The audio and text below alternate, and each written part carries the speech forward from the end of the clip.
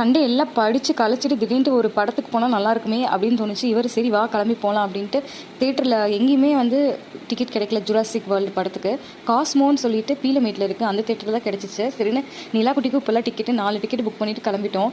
நிக்கிக்கும் நிலாக்கும் ஒரே ஆச்சரியம், இன்றைக்கி நம்ம ஃபஸ்ட் டைம் ஆன் டைமுக்கு வந்திருக்கோம் அப்படின்னு. எப்போதும் அந்த கற்பகம் கேஜிக்கெலாம் வந்து புக் பண்ணோன்னா பார்க்கிங்கே ரொம்ப நேரம் ஆகிடும். அதனால் ஃபஸ்ட் சீன்லாம் ஆல்மோஸ்ட் முடிஞ்சதுக்கப்புறம் தான் போவோம். ஃபஸ்ட் டைம் வந்துட்டு பங்க்சுவலாக வந்திருக்கோம் அப்படின்னு நினச்சிட்டு திரும்பி பார்த்தா நேராக 2 பேரும் மேக்னெட் மாதிரி எங்கே போகிறாங்க பாருங்கள். பாப்கார்ன் அப்படியே அந்த ஸ்மெல் பிடிச்சிட்டே போயிட்டானுங்க பாப்கார்ன் மிஷின் கிட்ட.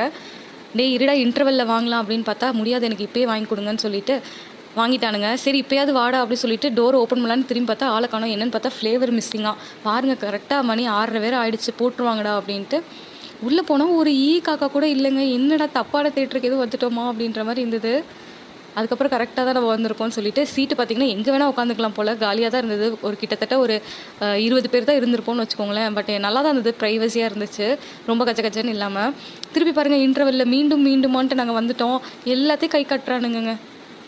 இங்கேயே டின்னர் முடிச்சிருவானுங்க போல். டிக்கெட் விலையோடு நம்மளுக்கு வந்து சாப்பாடு வாங்கி தர விலை, அந்த ஸ்நாக்ஸ் விலை தான் ரொம்ப ஜாஸ்தி. அதனால் நாங்கள் வந்து காஸ்ட் கட்டிங்காக ஒரு ஜூஸில் 4 பேர் ஸ்ட்ரா போட்டு குடிச்சிட்டு இருந்தோம். நான் ஒரே ஒரு எக் பஃப் வேறு வழி இல்லாமல் வாங்கினேன், ஏன்னா எதுவுமே இல்லை அங்கே. இவ பாருங்கள் டோனட்டு வாங்கி சாப்பிட்டுட்ருக்குறா. இங்கே பாருங்கள் இங்கேயே சாப்பிட்டு முடிச்சிருவா போல், திருப்பி உள்ளே போய் வேற கேட்பா போல். நான் அதனால் இருடி பொறுமையாக சாப்பிடு, திருப்பி இங்கேயே முடிச்சுட்டு படம் போட்டதுக்கப்புறம் பசிக்குதுன்னு திருப்பி வந்து கேட்காது ப்ளீஸ் அப்படின்ட்டு.